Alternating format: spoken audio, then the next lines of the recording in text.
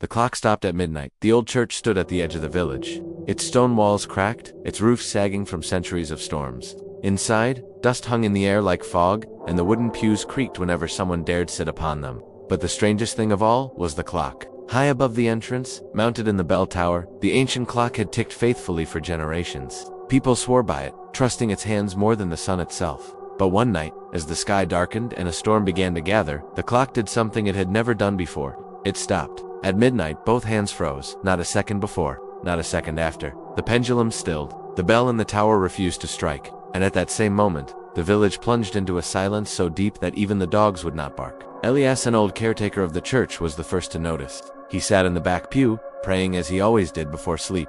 His lips moved, whispering psalms into the shadows. But when the silence fell, his prayer broke. He lifted his head. The air felt wrong, heavy, pressing, alive with something unseen.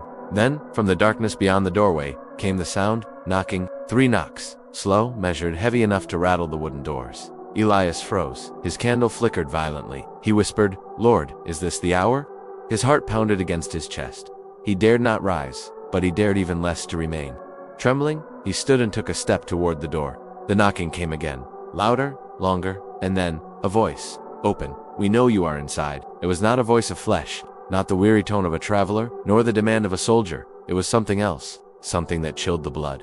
Elias staggered back, clutching his chest. He knew the stories how evil comes when the hour is darkest, when faith is weakest. And now, it had come to him. He turned toward the altar, fell to his knees and whispered, "Though I walk through the valley of the shadow of death, I will fear no evil, for you are with me." But the voice outside growled again, "Open, or we will enter." The clock above remained frozen, its hands forever chained to midnight. The pounding on the church doors grew louder, shaking the hinges. Elias pressed his forehead to the cold stone floor, whispering prayers with a voice that cracked under fear. Outside, the voice thundered again, each word dripping with malice. "Open, you cannot hide forever." He dared to lift his head, staring at the frozen clock. The hand still pointed at midnight.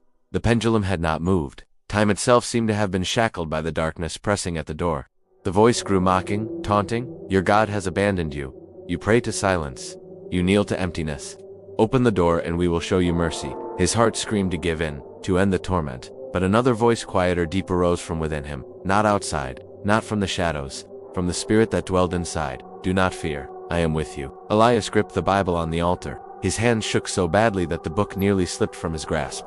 But he clutched it, pressing it to his chest. With every ounce of strength he shouted toward the door, "I will not open. The Lord is my refuge and my fortress." The pounding stopped. The silence that followed was worse. Heavy, oppressive. It pressed against his chest like a weight. He waited, trembling, sweat dripping down his face. Then the handle of the church door began to turn. Slowly, deliberately, he staggered back, whispering, "Jesus, help me." The door creaked open a fraction. Darkness seeped through, not the darkness of night, but something alive, shifting like smoke. And from within that darkness, a hand began to push forward. Long, pale, fingers like blades.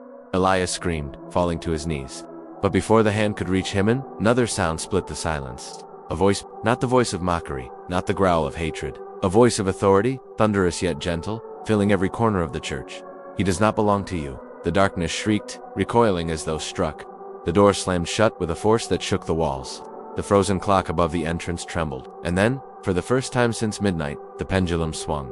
Once, twice, slowly at first, then steady, as though time itself had been freed. Elias collapsed, weeping into the stone floor. The presence filled the room. He could not see it, but he felt it closer than his own breath, stronger than the storm outside. The church bells rang. Once, twice, 12 chimes, though midnight had long since passed. To Elias, each strike was a declaration. "You are not alone, you are not forsaken. Time belongs to me, not to the darkness." From that night onward, the story spread. People whispered of how the clock stopped at midnight, how evil tried to enter, and how a voice drove it away. And whenever fear pressed in on the hearts of believers, they would remind one another, even if the clock stops, God does not. Even if time freezes, His presence remains. And when the enemy knocks, the one who answers is greater than the darkness at your door.